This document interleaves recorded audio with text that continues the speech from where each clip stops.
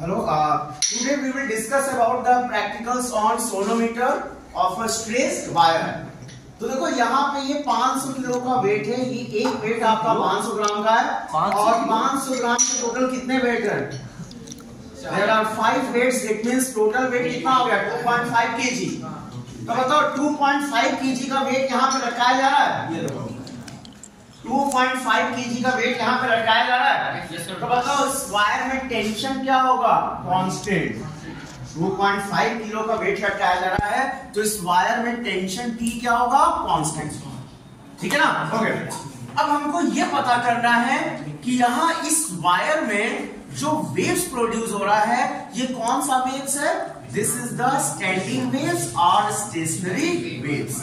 देखो इसको standing waves क्यों बोला जाता है?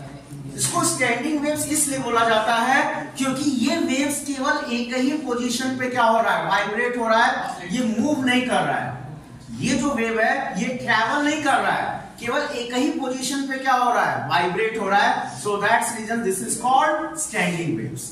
और जबकि प्रोग्रेसिव वेव्स जो होता है वो ट्रैवल करता है, ठीक है ना? प्रोग्रेसिव वेव्स ट्रैवल करता है और स्टैंडिंग वेव्स होता है क्या? ये भी मैंने आपको बताया था कि अगर मान लीजिए दो वेव्स है, दोनों का एम्पलीट्यूड क्या है? सेम है, दोनों का फ्रीक्वेंसी भी क्या है? सेम है, लेकिन दोनों अपोजिट डायरेक्शन में ट्रैवल हो रहा है, तो उस वेव्स को हम क्या बोलते हैं?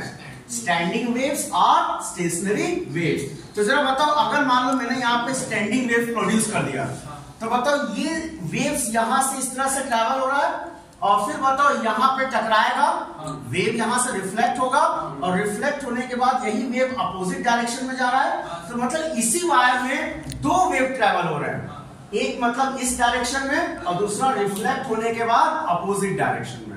आई थिंक आप लोग को स्क्रीन पे दिख रहा होगा, ये देखो, ये दिख रहा है, ये देखो। तो ये वेव यहां से ट्रैवल हुआ और रिफ्लेक्ट होके ये अपोजिट डायरेक्शन में आ गया। फिर सेम इसे तो देखो यहाँ पे यही सेम वेव है और ये वेव इस तरह नोट्स बनाते हुए जा रहा है, तो ये वेव ऐसे गया और रिफ्लेक्ट होकर के वापस आ गया। तो इसका मतलब यही सेम चीज यहाँ पे भी हो रहा है, ठीक है ना? तो देखो यहाँ पे